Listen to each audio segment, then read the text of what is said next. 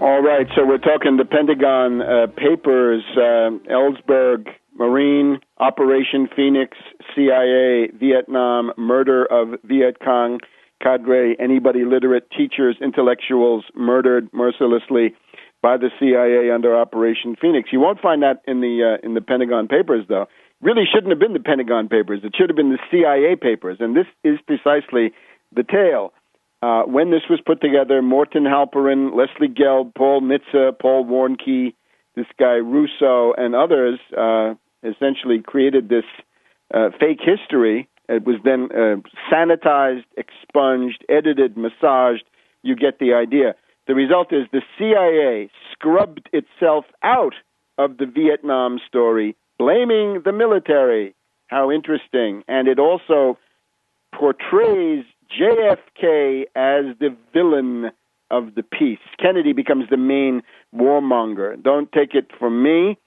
We have Mort Saul, the very interesting comedian back in those days, laughing, saying, well, these leftists look to Ellsberg as a hero because they didn't have any heroes. They were so hungry for heroes, they took what came along, and it looked like Ellsberg. You can see the same thing being done with Assange. You can look at different essays on the Internet. Douglas Valentine of Counterpunch, 2003, interesting essay attacking this. When Ellsberg was in Vietnam, he worked for General Ed Lansdale of the CIA, a CIA general, a CIA operative under military cover. This was the CIA Revolutionary Development Plan. This then became Operation Phoenix, mass murder. This is Graham Greene, Alden Pyle, The Quiet American. That's the novel. It's also General Hillendale in The Ugly American by Lederer and Burdick. It's the area of countergangs. And, of course, that reminds us of WikiLeaks in the area of the countergangs. There never was a probe of the CIA about this, only the Pentagon. You get the general idea. Fletcher Prouty, who was on the inside and who knew, points to the fact that the Pentagon Papers, this is his book, Prouty, JFK, CIA in Vietnam, published by Birch Lane in 1992, points to the fact that this whitewashes the CIA and demonizes Kennedy. There's nothing about National Security Action Memo 263 by Kennedy, October 1963, less than 2 months before he was assassinated.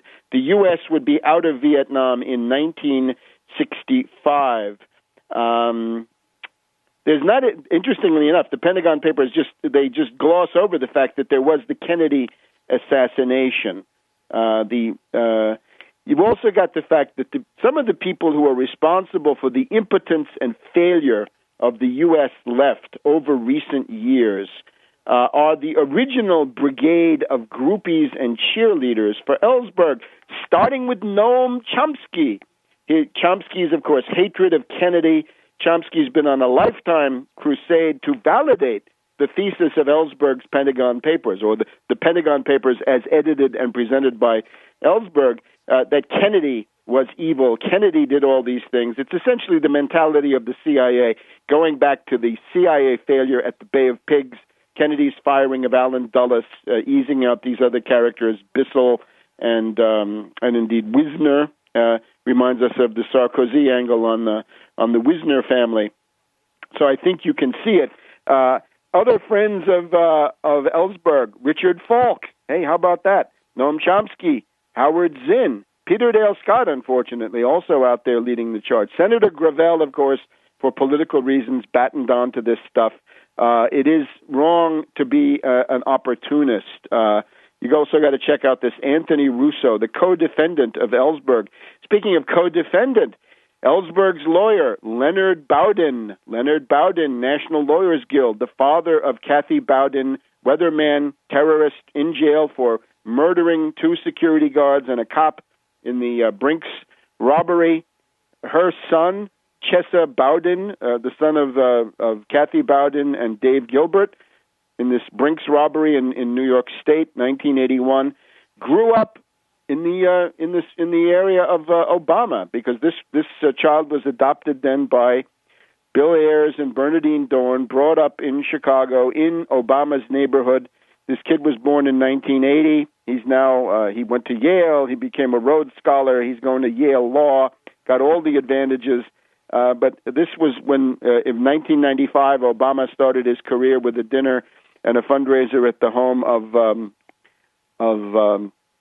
Bernardine Dorn and Bill Ayers. Then that's when they might have met. Leonard Bowden, the lawyer for Ellsberg. Anyway, you get the idea.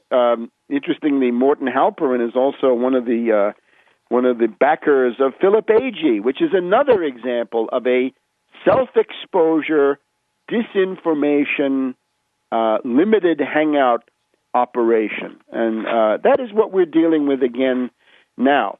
And let's see, what is the goal? In those days, it was mainly this idea, to push the questions away from the CIA, to make Kennedy, who was by then, of course, long dead, to blame Kennedy. What's the goal now today? Well, we even have a coordinated action going on. Pick up the Wall Street Journal, Thursday, July 29th. The Divine Plan. It's not Divine, it's Jack Devine, Devine. Jack Devine, former CIA Deputy Director of Operations, Chief of the CIA Afghanistan Task Force, 1986-1987, Iran-Contra, currently working in private industry. Jack Devine says the CIA solution for Afghanistan, in a nutshell, there's no victory, but we can prevent Afghanistan from becoming a haven for al-Qaeda with a covert action strategy based on predator drones and alliances with local leaders. Get the idea?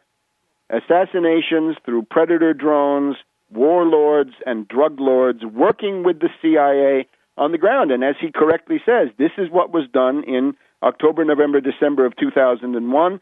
A small band of CIA operators restored old ties to Afghan tribal leaders, warlords and drug lords, teamed up with U.S. Special Forces, and backed with U.S. air power, they toppled the Taliban in a matter of weeks. So you get your military forces out of Afghanistan, where they're only going to be sitting ducks for the Iranians if you go through with that lunatic project, and you can do it all from the skies and using a few people on the ground. You can destroy targets as they appear.